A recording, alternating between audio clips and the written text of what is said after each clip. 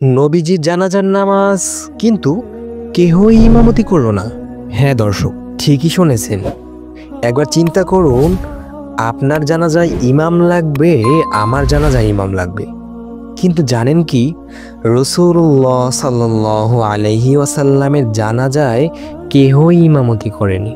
যে মানুষটি ছিলেন সারা জাহানের নেতা, যার জন্য পাগল ছিলেন আকাশ বাতাস নবমণ্ডল ভূমণ্ডল, তার জানাজায় কেহই ইমামতি করেনি। না কোনো সাহাবী, না কোনো খোলাফায়ে রাশিদিন, কেহই বলেনি আমি হব আজকে রাসূলুল্লাহ সাল্লাল্লাহু আলাইহি ওয়াসাল্লামের জানাজার ইমাম।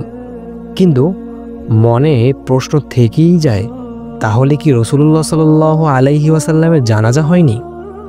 হ্যাঁ বন্ধু, জানাজা ঠিকই হয়েছে, তবে কিভাবে বলার আগে আপনি যদি ইসলামকে ভালোবেসে থাকেন তাহলে অনুরোধ থাকবে চ্যানেলটি সাবস্ক্রাইব, একটি লাইক আর একটি কমেন্ট করে দেওয়ার জন্য।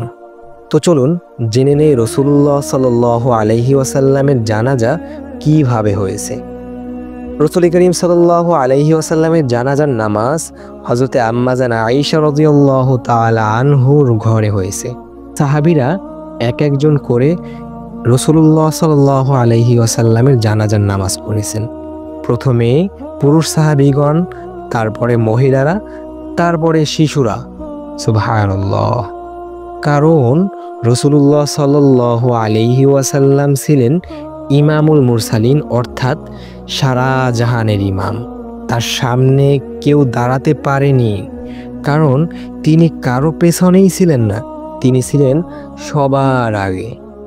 আপনি কি কখনো এই রকমের ঘটনা শুনেছেন? যদি শুনে থাকেন তাহলে তো আলহামদুলিল্লাহ, যদি না শুনে থাকেন তাহলে অন্যান্য বন্ধুদের মাঝে শেয়ার করুন এবং চ্যানেলটি সাবস্ক্রাইব করুন, একটি কমেন্ট করে দিন যাতে আরও নতুন ভিডিও নিয়ে আসতে অনুপ্রেরিত হই। আসসালামু আলাইকুম ওয়া রাহমাতুল্লাহি ওয়া বারাকাতুহু।